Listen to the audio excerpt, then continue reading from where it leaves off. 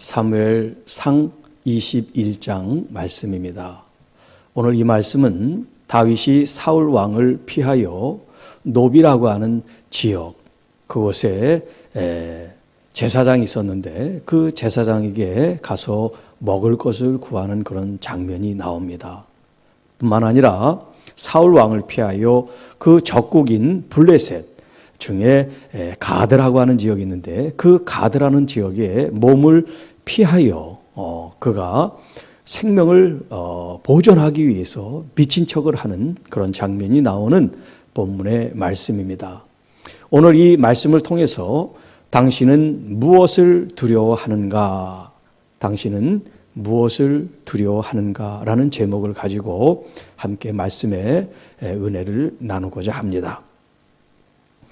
여기 21장은 다윗의 그 도망 다니는 사울 왕을 피하는 그 이야기 가운데 한 대목을 오늘 본문이 우리에게 말씀하고 있습니다.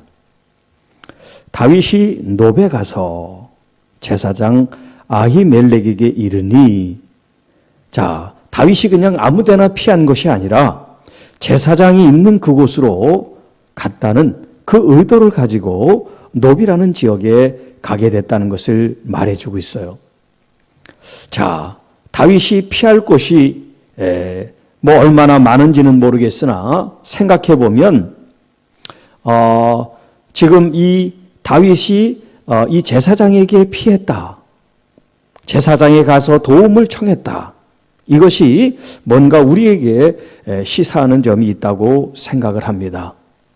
세상 사람도 있고 친구도 있고 뭐 여러 부류의 도움을 받을 사람이 있다 할지라도 먼저 하나님이 계신 곳으로 자기의 마음을 이렇게 향하게 했다는 것.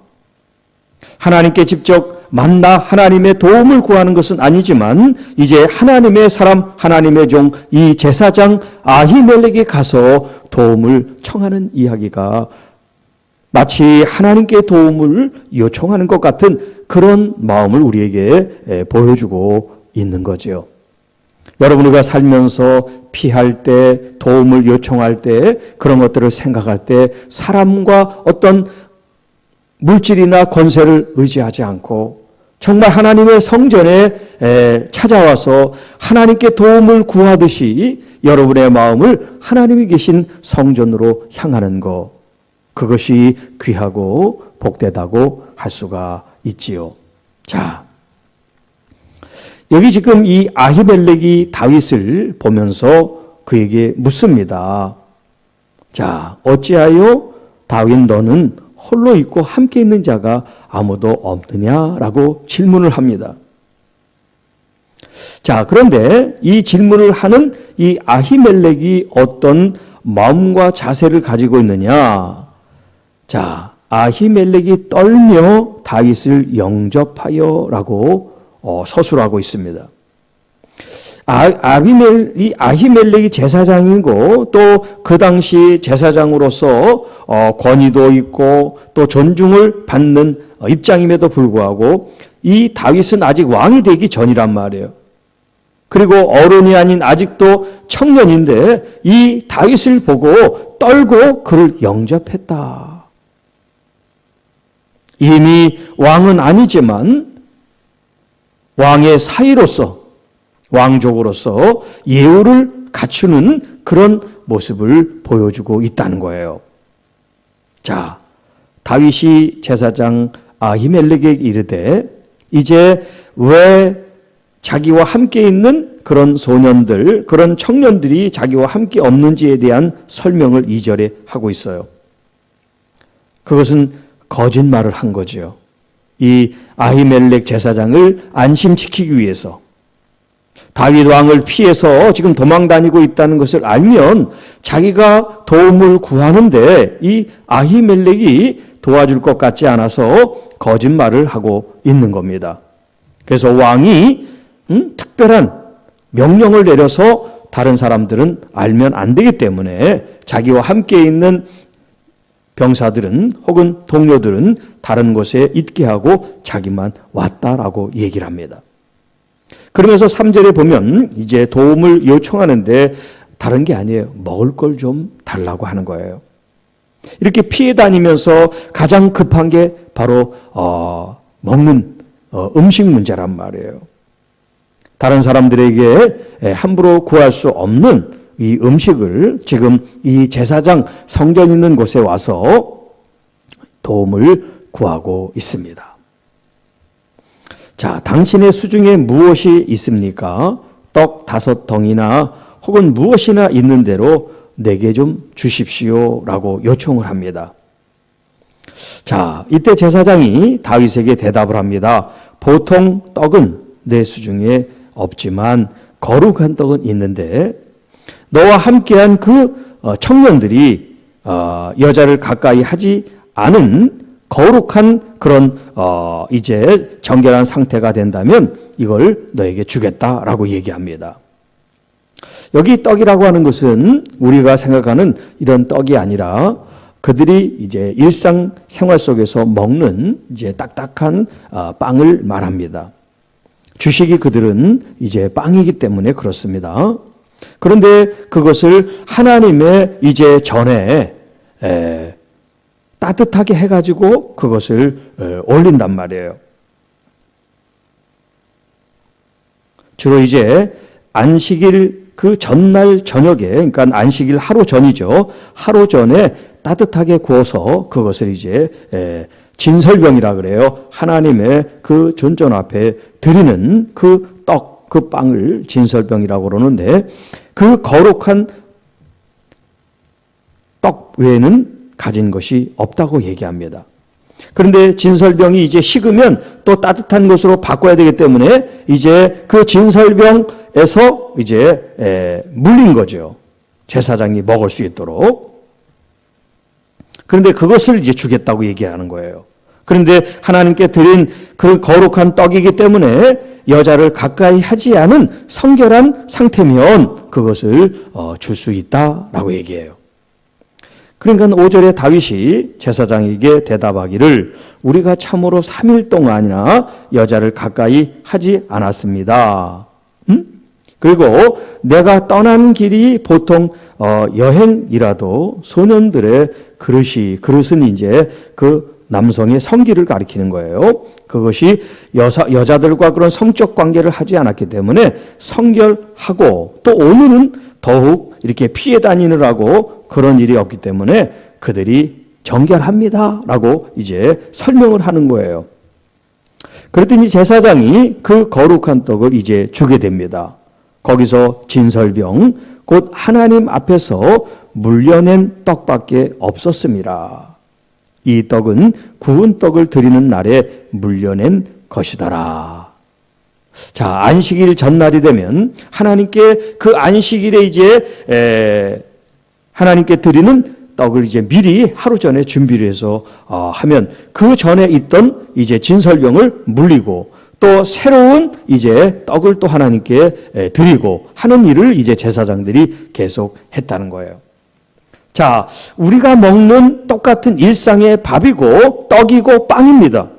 그런데 이것이 하나님 앞에 이것이 드려졌을 때는 거룩한 떡으로, 거룩한 밥으로, 거룩한 이제 양식으로 바뀐다는 거예요. 우리의 물질도 마찬가지고 우리의 마음도 마찬가지입니다.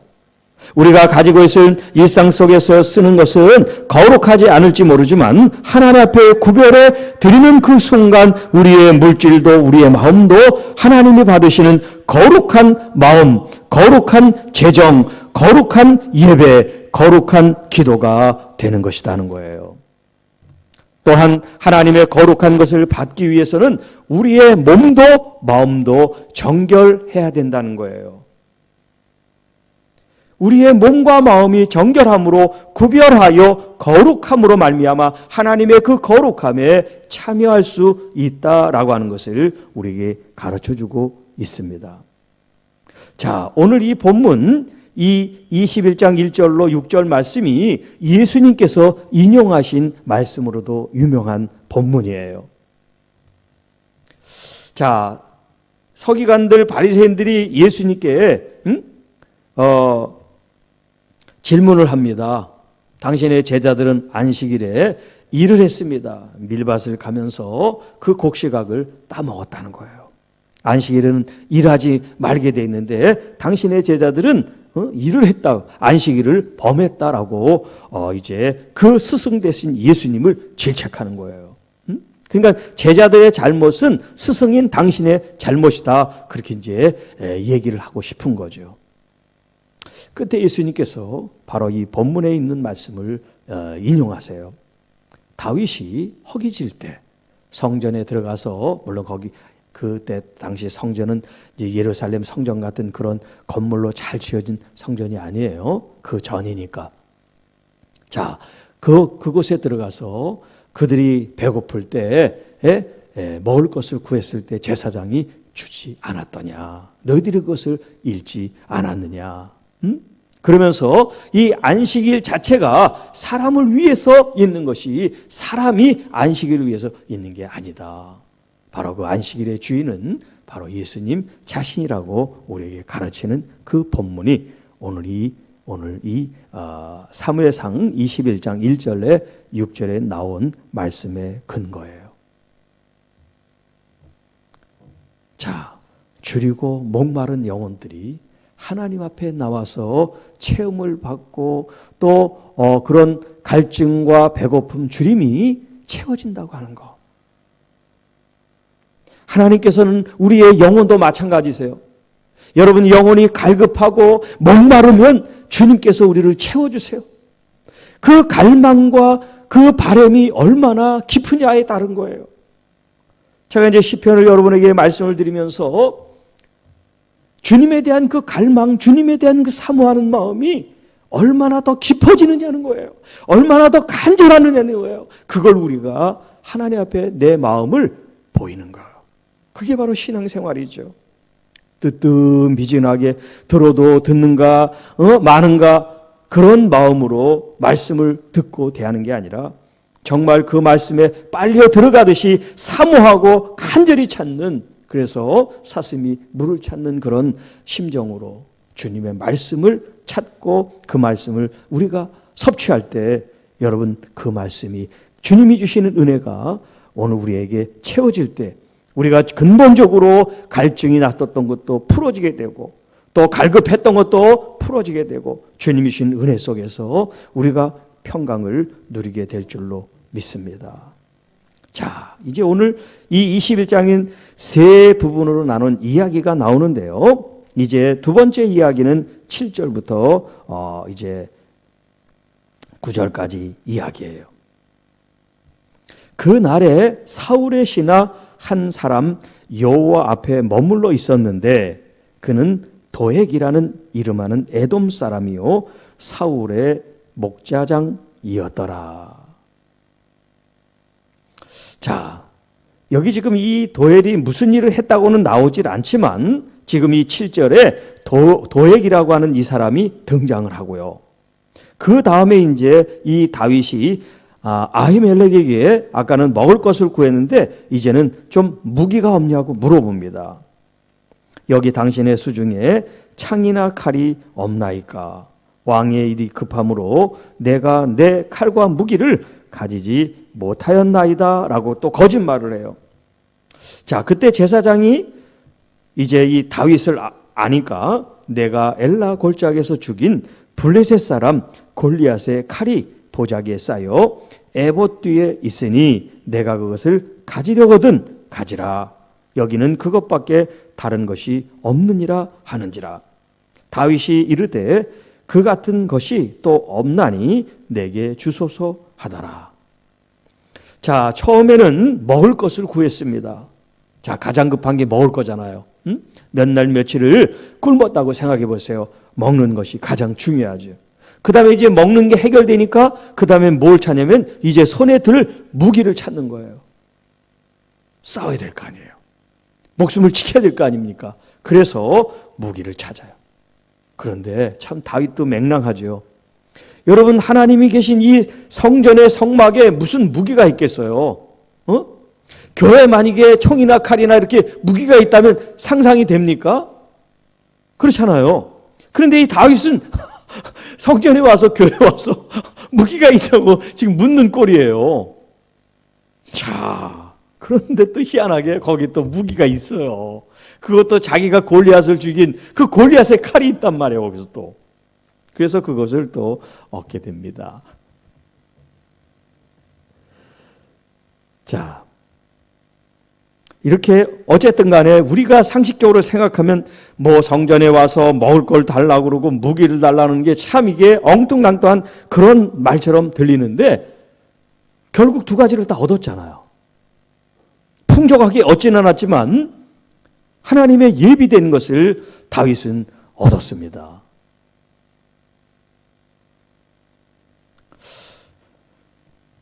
자, 여기 이제 7절에 이 도액이라는 사람이 이야기가 이제 뒤에 또 나오겠습니다만 이 도액 때문에 여기 지금 이 아히멜렉을 포함한 수많은 제사장들이 70명인가 80명인가 그렇게 많은 제사장들이 이 한 사람 때문에 목숨을 잃어요. 그런데 이 사람이 사울의 신하라고 그랬잖아요. 사울의 신하. 그리고 사울의 목자장. 그러니까 사울 측근으로서 사울의 이런 목장을 관리하는 감독관이라는 거죠. 그것도 에돔 사람이. 히브리인이 아니고 에돔 사람이 이렇게 사울의 가장 근접한 거리에서 사울을 돕는 부하 신하였다는 거예요. 이게 문제가 됐어요. 그래서 지금 이 아히멜렉이 먹을 것을 주고 무기를 주고 하는 것을 이 도액이 다 본 거예요. 그곳에 있으면서. 그래서 나중에 사울 왕에게 고자질을 해서 결국 제사장들 그 가족까지 몰살당하는 그런 비극이 누구로부터 시작되냐면 바로 이 도액이라는 사람부터 시작이 돼요. 자, 그러니까 어떤 사람은 은혜의 통로가 되고 하나님의 축복의 통로가 되는 사람이 있는 반면에 어떤 사람은 저주와 심판과 그리고 무서운 살인의 도구로 쓰임받는 사람이 있단 말이에요. 우리 개인 한 사람이 내가 어떻게 의로운 병기로 쓰일 건가 불의의 병기로 쓰일 건가 그것은 하나님의 선택과 이미 예정되어 있는 것이 아니라 우리들 스스로가 자기 의지를 가지고 선택함에 따라 달라진다 하는 거예요. 만약에 그가 여기 지금 하나님 앞에 머물러 있으면서 그것을 보아도 사울왕에게 고자질을 하지 않았다면 그도 오래 살 수가 있었고 또 여기 제사장들 그 가족들도 생명을 보존할 수가 있었어요. 그런데 그걸 고자질을 해서 이 사울이 부하들에게 이 제사장들을 다 죽이라고 명령합니다. 왜? 다윗하고 음모하고 결탁을 했으니까. 그런데 사실 무슨 결탁을 하고 모의를 한 게 아닌데 이 하나님의 사람을 무차별하게 무자비하게 죽이는 그런 일을 이 사울 왕이 명령을 내립니다. 신하들이 하지 않으니까 이 에돔 사람 이 도액이 직접 하나님의 사람의 손을 대는 그런 일을 하고야 말았다는 거예요. 얼마나 무서운 일인지 몰라요. 그러니까 한 사람의 마음이 한 사람이 어떤 생각을 갖고 있느냐가 이렇게 영적으로 혹은 육적으로 세상적으로 그런 큰 파장을 일으킬 수 있다는 거예요. 그 다음에 세 번째 이야기는 10절부터 15절에 등장을 하는데요. 그날에 여기 이제 7절에도 그날에 그렇게 있죠. 또 10절에도 그날에. 그러니까 하루에 지금 다 일어난 일이에요. 하루에. 다윗이 사울을 두려워하여 두려워한다는 말은 조금 이따 다시 한번 말씀을 드리겠습니다. 다윗이 사울을 두려워하여 일어나 도망하여 가드 왕 아기스에게로 가니. 여기 이제 가드라고 하는 말이 나오죠. 이 가드는 블레셋에 이제 5 도시가 있었어요. 도시. 물론 큰 나라는 아니지만 그래도 그 도시에 왕을 세우는 그런 지역이 5 군데가 있었습니다. 그 중에 하나가 바로 여기 이제 가드라고 하는 지역이에요. 이 지역의 그때 당시 왕이 아기스라는 사람입니다. 그런데 해필 블레셋 이 가드가 바로 이 적국인데도 불구하고 이 사울을 무서워해서 피해서 간 곳이 하필 이 가드라는 블레셋 지역이에요. 그때 아기스의 신하들이 이 아기스에게 다윗을 보고 다윗을 이제 데리고 갑니다. 그러면서 이제 왕에게 소개를 하죠. 그 땅의 왕 다윗이 아니니까. 다윗은 왕이 아니에요, 아직. 그런데 지금 이 신하들은 뭐라고 표현하냐면 다윗을 그 팔레스틴, 가나안, 이스라엘의 왕이 여기 있습니다. 이렇게 얘기를 하는 거예요. 그런데 다윗이 얼마나 놀랐겠어요. 사울 왕이 있는데 자기는 왕도 아닌데 이 사람들이 왕이라고 지금 축해 세우고 있으니 깜짝 놀랐겠죠. 그리고 많은 이스라엘 백성들 무리가 춤추며 이 사람의 일을 노리하여 이르되, 이 사람의 일이 뭐예요? 골리앗을 죽인 거 아니에요. 사울이 죽인 자는 천천히요 다윗은 만만이로다 하지 아니하였나이까. 아니 지금 이 다윗을 놓고 왕이 있고 대신들 신하들이 이 다윗에 대해서 이렇게 얘기를 하니까 다윗이 얼마나 무서웠겠어요.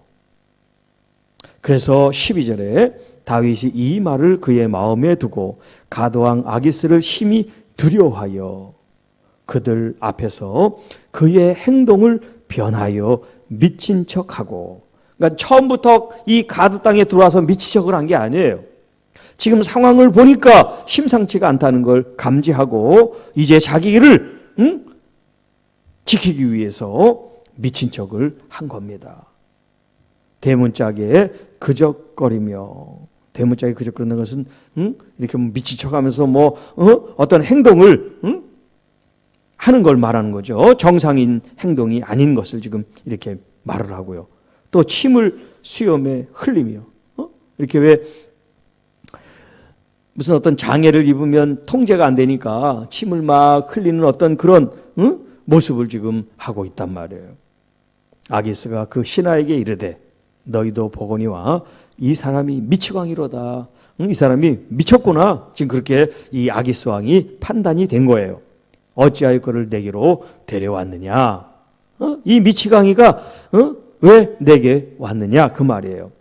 내게 미치광이가 부족하여서 너희가 이 자를 데려다가 내 앞에서 미친 짓을 하게 하느냐? 이 자가 어찌 내 집에 들어오겠느냐 하니라. 자,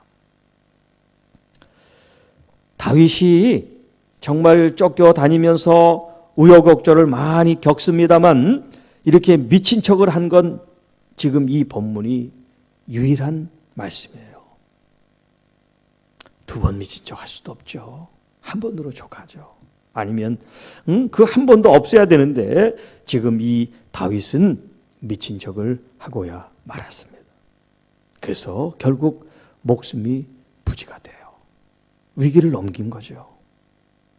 자, 10절도 그렇고 여기 12절에도 그렇고 공통적으로 등장하는 단어가 있습니다.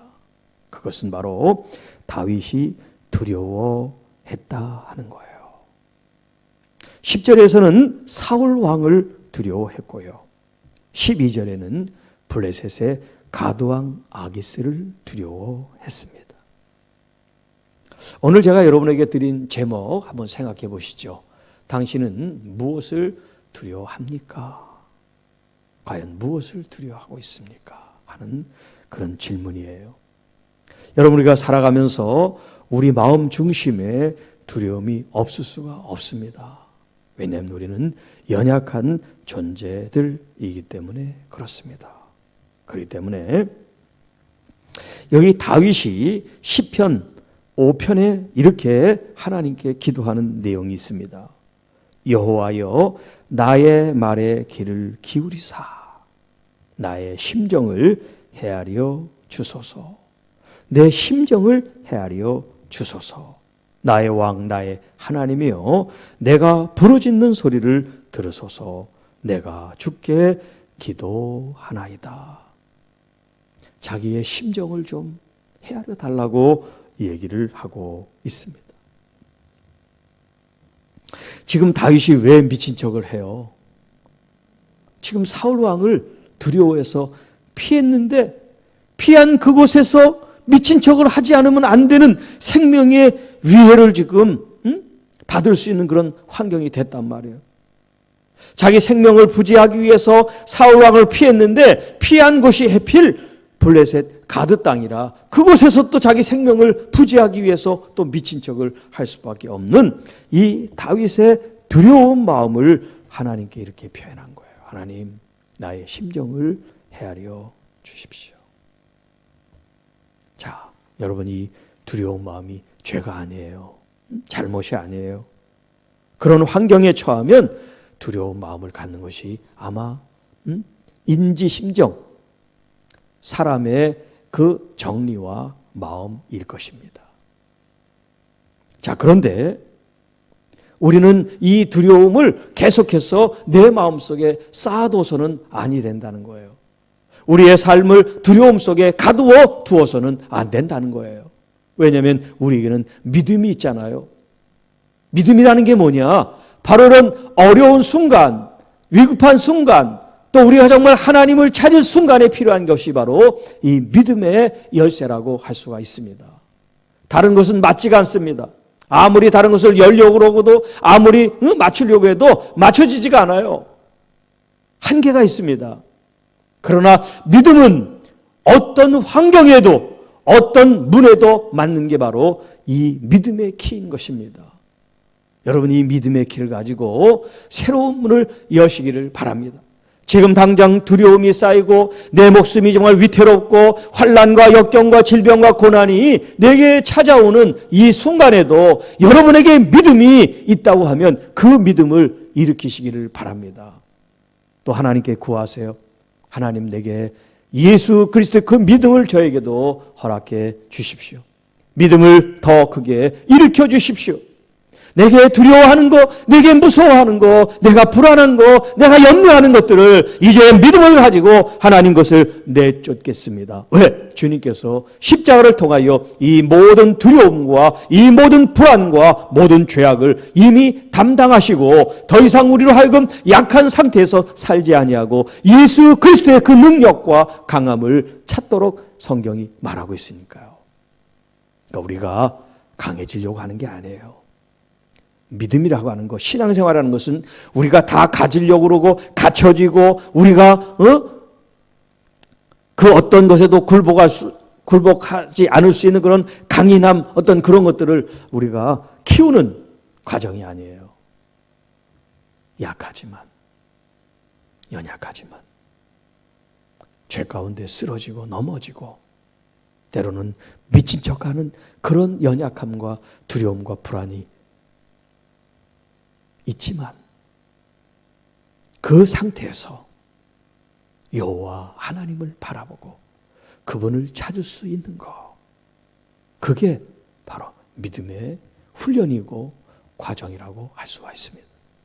이 땅에 강한 사람, 또 다 갖춰진 사람, 또 전혀 부족함이 없고 연약함이 없고 어떤 유혹에도 끄떡없는 그런 사람을 하나님이 원하시는 게 아니에요. 하나님이 찾으시는 사람은 겸손한 사람이에요. 겸손한 사람은 자기의 연약함을 아는 사람입니다. 저는 유혹에 쉽게 넘어집니다. 저는 욕심에 이끌리기 쉬운 사람입니다. 저는 때때로 하나님의 말씀보다 정말 세상적인 것을 따르기가 너무 쉬운 사람입니다. 여러분, 그렇게 자기의 연약함을 인정하고 하나님께 드리는 거예요. 그렇기 때문에 그 연약하기 때문에 그 연약함을 계속해서 가지고 하려고 그런 것이 아니라 연약하기 때문에 주님을 더욱 찾는 거죠. 그게 믿음이죠. 한번 넘어진 거 다시 넘어지지 않으면 좋겠지만 우리는 또 가다 보면 넘어지게 돼 있단 말이에요. 그때마다 필요한 게 바로 믿음이죠. 완벽해서 나는 안 넘어질 거야. 완벽해서 나는 강한 사람이야. 그렇게 자기의 어떤 결점이나 흠이 없는 그런 모습을 나타내는 게 중요한 게 아니고, 나는 넘어질 수밖에 없어요. 나는 쓰러질 수밖에 없어요.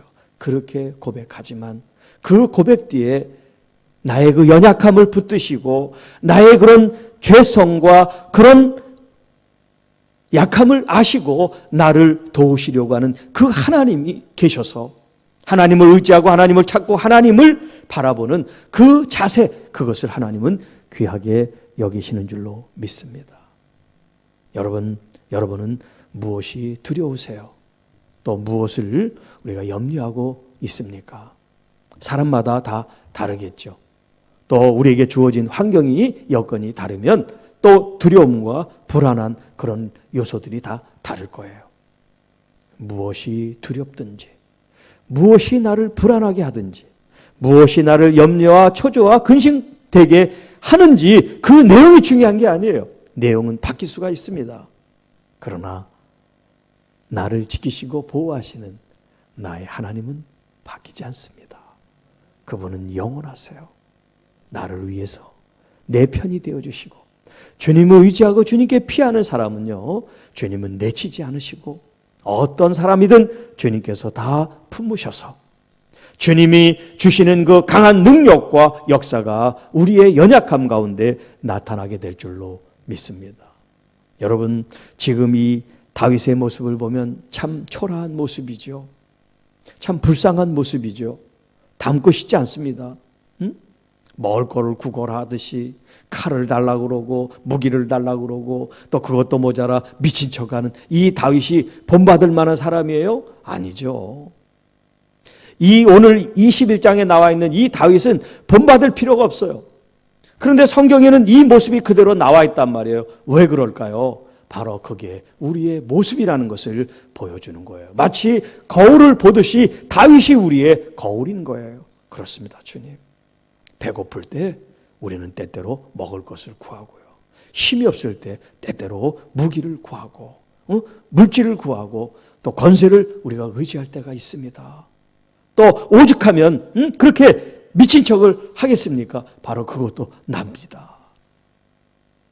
다윗을 비난하고 손가락질하는 게 아니라 아유 왜 저 사람 믿음 없이 저랬을까? 그렇게 손가락질하는 게 아니라 그렇습니다, 주님. 제 모습을 보는 것 같아요. 저도 살기 위해서 혹은 생명을 지키기 위해서 비굴할 때가 있고 치사할 때가 있고 그럴 때가 있습니다. 그런데 중요한 것은 다윗의 삶이 이 사무엘 21장으로 끝나지 않는다는 거예요. 다윗의 삶이 이것이 전부 다가 아니라는 거예요. 내가 오늘 쓰러지고 넘어집니다. 내가 오늘 지치고 또 유혹에 빠지고 깨지고 넘어지고 상처 입을 수 있어요. 그러나 다시 일어나서 믿음을 통해서 주님께 나아가는 그 과정이 오늘 이 말씀을 통해서 위로를 받고 힘을 얻는 거죠. 21장 이것만이 다가 아니잖아요. 21장도 있고 22장도 있고 23장도 있는 거예요. 그러니까 여러분, 우리 주변에 있는 사람을 갖다가 지금 현재 21장 같은 모습이라고, 너는 왜 21장 같이 사니? 너는 왜 이렇게 치사하게 사니? 너는 왜 세상에 어떤 것들을 구하는 삶으로 사니? 하나님을 잘 믿어봐. 그렇게 얘기를 하기보다 네가 얼마나 힘들면, 네가 얼마나 지치고 괴로웠으면 그런 선택을 했겠니? 하나님 저의 심정을 알아주세요, 헤아려 주세요 말했던 이 다윗을 조금 우리가 생각하는 것처럼 우리 주변에 있는 사람, 우리 가족들, 교우들, 여러분 그들의 처지와 형편, 그들의 심정을 좀 알아줄 수 있는 그런 예수 그리스도의 이 원더풀 카운셀러, 놀라우신 위대하신 우리 주님이 상담자가 되시면 너 왜 그랬니? 그렇게 묻지 않고 얼마나 아프고 얼마나 힘들고 얼마나 외롭고 얼마나 쓸쓸하고 얼마나 지치고 힘들었겠냐. 주님은 그렇게 아마 위로하실 거예요. 그러면 말하지 않아도 내가 알아요. 내가 참 죄인이었습니다. 내가 참 연약했습니다. 내가 그때 믿음으로 살지 않고 인간의 생각과 모습으로 살았습니다. 지적하지 않아도 다 알아요. 주님의 그 사랑 앞에 다 알아요. 그리고 다시 주님 앞에 회개하게 되고 새로운 마음으로 결단으로 돌아오게 됩니다. 그런데 우리는 때때로 목회자로서 또 성도들로서 서로 지적하기 바쁘고 하나님의 말씀으로 살지 않았다고 책망하기 바쁠 때가 있었지 않았나 하는 거예요. 책망으로는 사람들 바뀌지 않습니다. 진심으로 그들의 마음을 헤아려주고 그들의 마음을 어루만져 줄 때 너무나 감사해서 기뻐서 스스로 변화의 요인을 찾고 그리고 그 감사에 대한 보답으로 하나님을 더 잘 믿는 믿음의 모습이 나타나게 될 줄로 믿습니다. 사랑하는 성도 여러분, 여러분은 무엇이 두려우십니까? 두려워도 괜찮아요. 아파도 괜찮아요. 왜냐하면 그게 우리의 끝이 아니니까요. 이제 믿음을 일으키세요. 주님, 제가 쓰러져 있어요. 제 손 잡아 일으켜 주세요. 제 무릎의 힘이 연약해요. 무릎의 힘에 주님 힘을 도와주세요. 주님을 더 끝까지 의지하고 주님을 더 바르게 붙잡을 수 있는 힘, 마음, 주님 은혜를 부어주세요. 그렇게 우리가 주님께 기도하면 이제 21장을 통해서 22장이 낳게 되고 22장을 통해서 23장을 우리가 낳게 되는 것처럼 우리의 삶이 점진적으로 더 성숙해지고 성장해 나갈 줄로 믿습니다.